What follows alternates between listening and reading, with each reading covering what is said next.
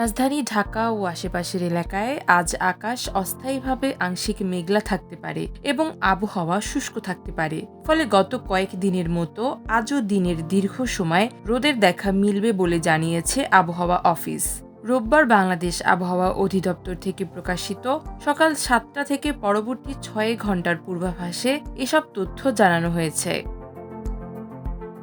পূর্বাভাসে বলা হয়েছে, ঢাকার আকাশ অস্থায়ীভাবে মেঘলা থাকতে পারে, দিন ও রাতের তাপমাত্রা প্রায় অপরিবর্তিত থাকতে পারে।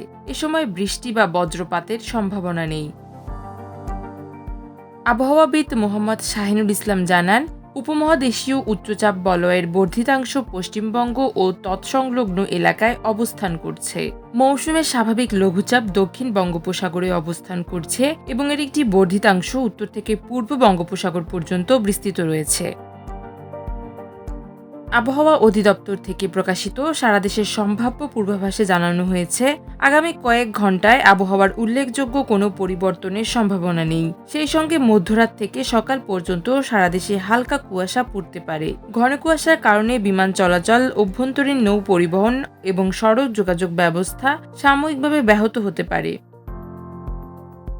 পূর্বাভাস অনুযায়ী আজ সকাল 7টায় ঢাকার সর্বোচ্চ তাপমাত্রা রেকর্ড করা হয়েছে সর্বোচ্চ 27.7 ডিগ্রি সেলসিয়াস এবং সর্বনিম্ন 16.3 ডিগ্রি সেলসিয়াস। একই সময় বাতাসে আর্দ্রতার পরিমাণ ছিল 87%। এর আগে শনিবার 27.6 ডিগ্রি সেলসিয়াস এবং সর্বনিম্ন 15.2 ডিগ্রি সেলসিয়াস। এছাড়া আজ ঢাকায় সূর্যাস্ত হবে সন্ধ্যা 5টা 40 মিনিটে। আগামীকাল সূর্যোদয় হবে ভোর 6টা 42 মিনিটে।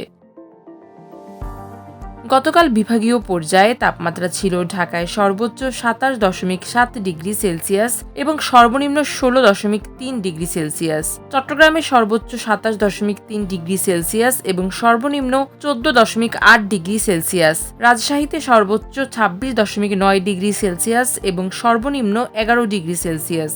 খুলনায় সর্বনিম্ন 13.5 ডিগ্রি সেলসিয়াস এবং সর্বোচ্চ 26.6 ডিগ্রি সেলসিয়াস। সিলেটে সর্বনিম্ন 12.5 ডিগ্রি সেলসিয়াস এবং সর্বোচ্চ 29.8 ডিগ্রি সেলসিয়াস। বরিশালে সর্বনিম্ন 11.8 ডিগ্রি সেলসিয়াস এবং সর্বোচ্চ 27.2 ডিগ্রি সেলসিয়াস। রংপুরে সর্বনিম্ন 13.6 ডিগ্রি সেলসিয়াস এবং সর্বোচ্চ 27.6 ডিগ্রি সেলসিয়াস এবং ময়মনসিংহে সর্বনিম্ন 12.8 ডিগ্রি সেলসিয়াস এবং সর্বোচ্চ 28.1 ডিগ্রি সেলসিয়াস। মাল্টিমিডিয়া ডেস্ক, আমার দেশ।